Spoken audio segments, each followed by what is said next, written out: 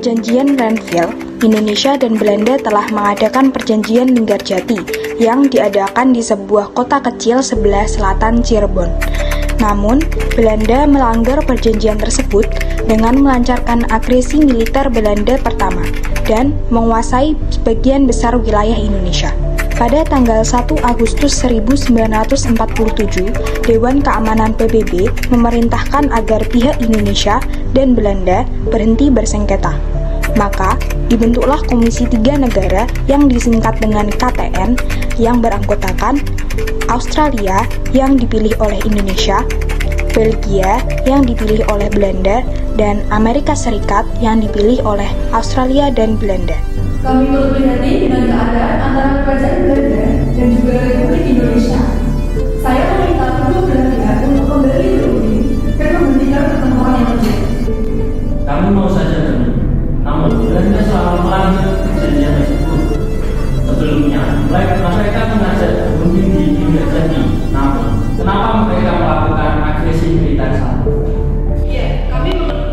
Bukankah lebih baik jika diadakan perundingan lagi, supaya tidak ada lagi korban yang berjatuhan dari kedua belah pihak? Saya mewakili kerajaan Belanda bersedia untuk mengadakan perundingan kembali. Bagaimana Indonesia? Bukankah jalan damai itu lebih baik? Kami juga berpikir demikian. Saya akan perundingan lebih baik.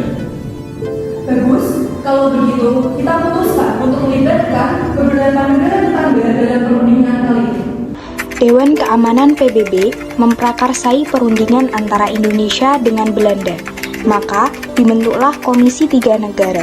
Komisi 3 Negara merupakan penengah dari perundingan yang akan dilaksanakan antara Indonesia dengan Belanda.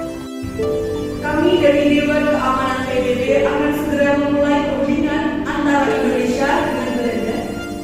Indonesia, negara mana yang akan kamu pilih untuk mewakilimu dalam KTN? Kami memilih Australia sebagai wakil kami dalam KTN. Bagaimana dengan Belanda? Kami memilih Belgia sebagai wakil kami. Baiklah, sudah diputuskan pihak Indonesia telah memilih Australia dan pihak Belanda telah memilih Belgia. Kami akan meminta mereka mengirimkan delegasi dalam perjanjian ini.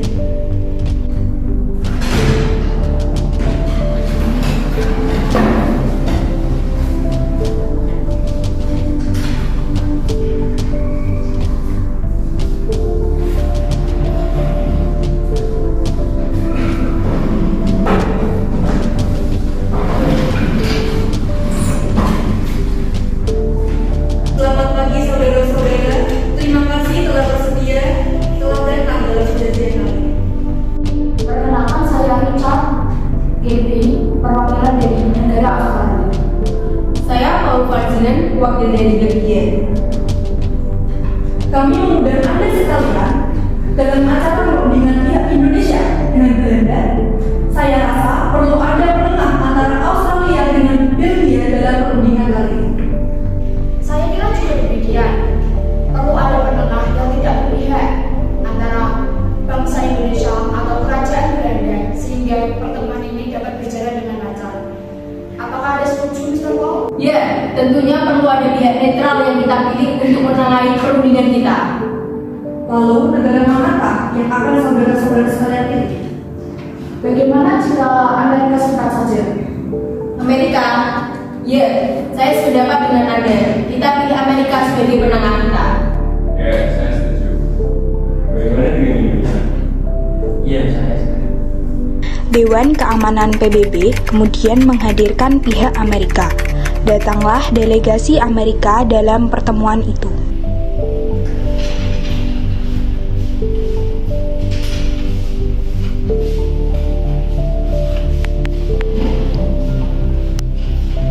Perkenalkan, saya Frank Porter dari Amerika.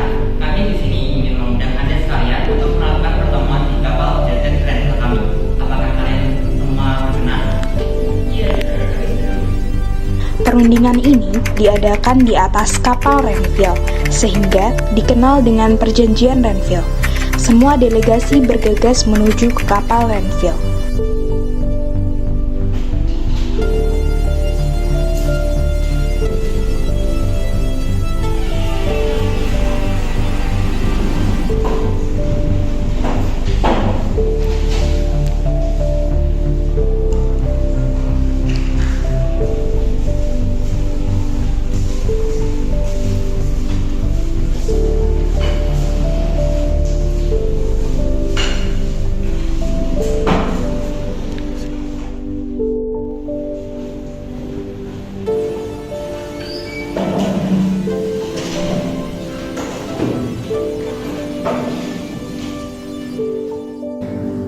Langsung kita mulai saja perlindungan ini. Silakan delegasi untuk menyampaikan pendapat. Baik, kami dari Australia menyatakan keberatan atas kejadian agresi militer Belanda I yang menduduki sebagian wilayah Indonesia.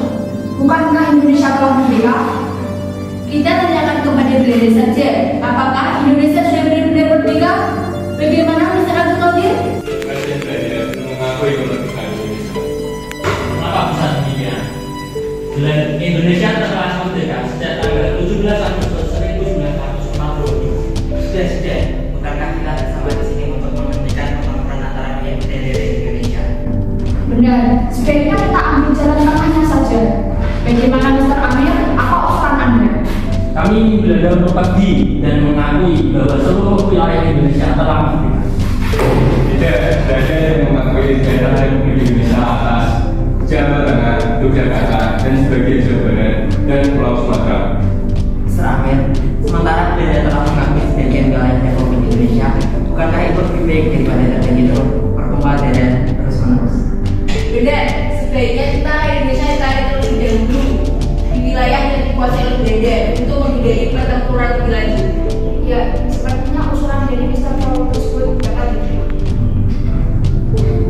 Baik, sepertinya perlindungan ini sudah mendapat jawaban. Kiranya hasil perlindungan ini adalah: pertama, Belanda hanya mengakui daerah Republik Indonesia atas Jawa Tengah, Yogyakarta sebagian kecil Jawa Barat, dan Sumatera. Kedua, tentara Republik Indonesia ditarik mundur dari daerah-daerah yang telah diduduki Belanda. Selanjutnya, Belanda kembali mengingkari perundingan dengan melancarkan agresi militer kedua pada 19 Desember 1948 dan berhasil menduduki ibu kota Indonesia pada saat itu, yaitu Yogyakarta. Setelah agresi militer kedua, diadakan lagi beberapa perundingan, yaitu perundingan Roem-Royen dan konferensi meja bundar.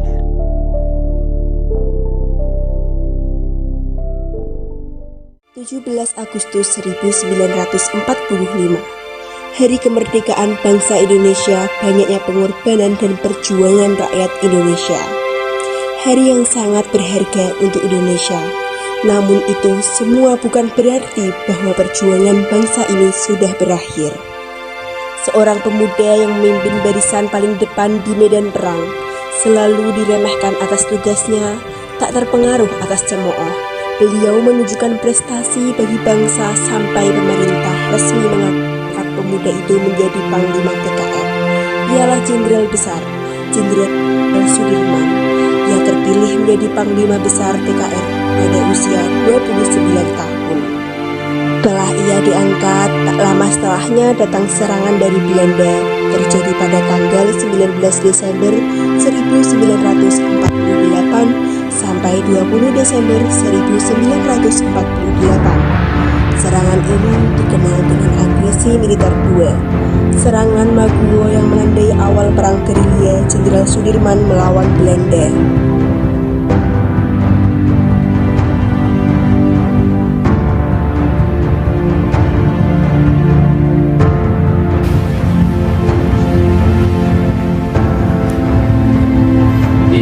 Selama saya bertahan, saya minta kamu dan teman-teman mengungsi ke Jogja.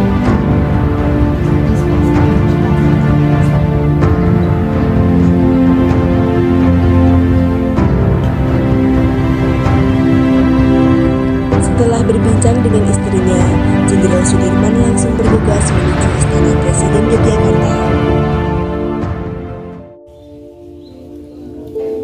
Maaf Bung, saya terlambat. Penerbangan terganggu karena serangan dari Belanda. Nantinya telah datang, kita bicarakan nanti saja. Dia sedang sakit. Baik Bung.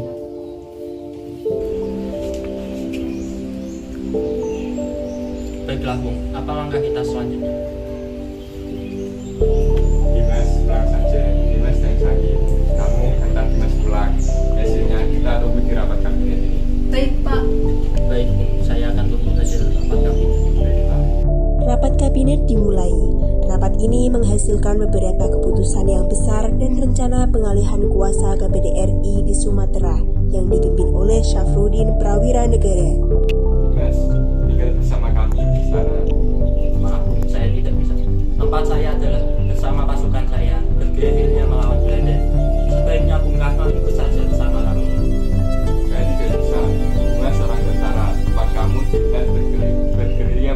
presiden, tetapi saya presiden tetap menjaga pemerintahan.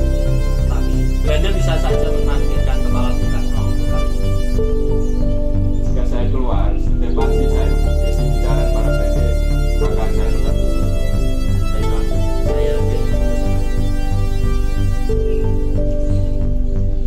Keputusan yang diambil Sudirman untuk bergerilya membuat banyak rakyat ingin mengikuti perang gerilya. Mereka berbondong-bondong bawa senjata seakan tak takut mati. Lapor Jenderal, saya mendapati kabar bahwa Presiden Soekarno tidak meninggalkan ibu kota, tetapi ditahan oleh Belanda.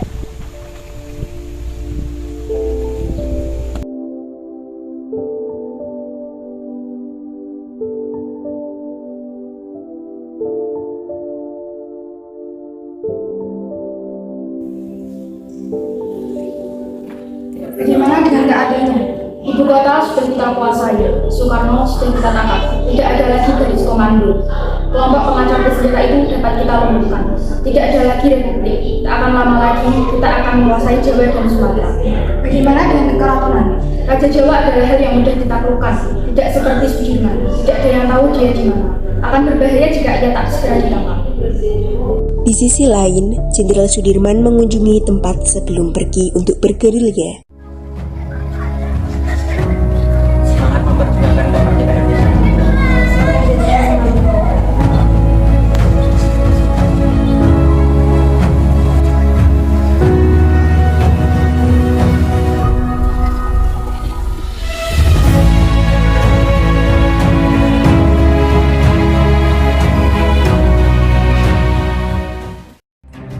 Pasukan Sudirman sudah mulai menyusuri hutan dengan mengiringi Jenderal Sudirman. Mereka menyusuri sawah, hutan, dan tanah yang luas.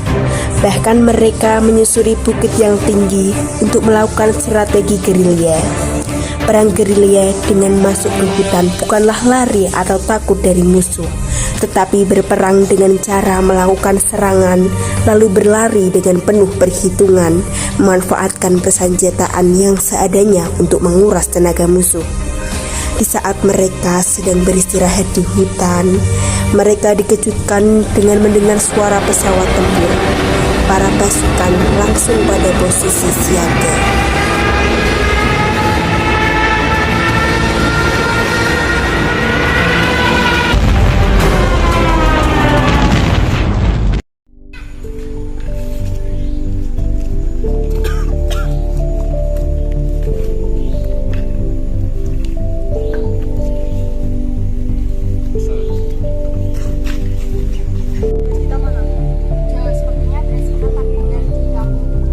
Apakah kalian siap untuk mengambil beras itu di kampung itu? Siap, Kapten. Kapten, berapa kilo berasnya? 1 kilogram beras saja untuk Pak Ade. Siap, Kapten.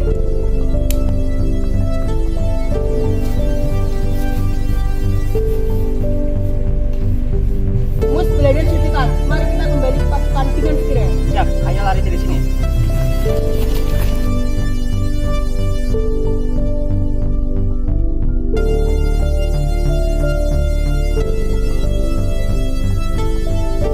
Pauli, kita harus merahasiakan tempat ini. Tempat ini akan kita jadikan sebagai markas besar kita.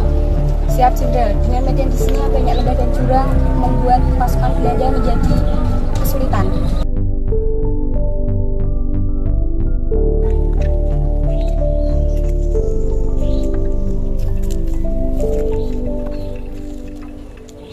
Iya, Pak. Coba kamu pergi menyusup ke Yogyakarta dan pantau kondisi di sana. Ini ada surat.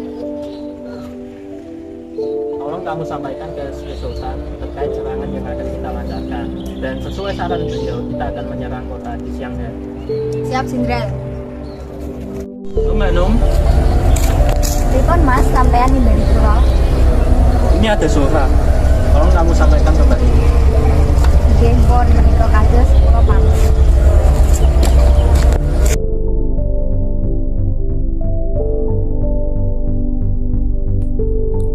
Di pihak Indonesia, Sudirman telah menerima berita bahwa akan diadakannya perjanjian Romroijen. Setelah mendengar isi perjanjian tersebut, Sudirman tidak setuju dan geram karena ia berpikir bahwa nantinya bisa saja Belanda melanggar lagi. seperti yang pernah terjadi pasca perjanjian Linggarjati dan Renville. Sudirman menerima banyak surat yang berasal dari Sri Sultan dan Soekarno, tetapi beliau tak mengubrisnya. Soeharto pun diutus untuk menjadi pembawa pesan kepada Jenderal Sudirman bahwa perang sudah berakhir dan diminta kembali ke Yogyakarta. Di perbincangan tersebut, Jenderal Sudirman sempat ragu dan enggan memenuhi panggilan Soekarno, sekaligus keluar dari daerah gerilyanya di pedalaman. Ia masih geram atas tindakan pemerintah di perundingan yang selalu meremehkan TNI, walaupun merasa kesal dan geram, dengan berat hati dan lewat surat yang diantarkan overstay atau letkol Soeharto, Sudirman akhirnya menjawab panggilan Soekarno. Dengan diusulkan Kolonel Tahibonar Situpang, Sudirman diminta bertemu Soekarno lebih dulu sebelum inspeksi barisan tentaranya di alun-alun Keraton Yogyakarta. Pertemuan yang mengharukan, di mana Sudirman dengan mantel lusuhnya langsung disambut pelukan hangat Soekarno.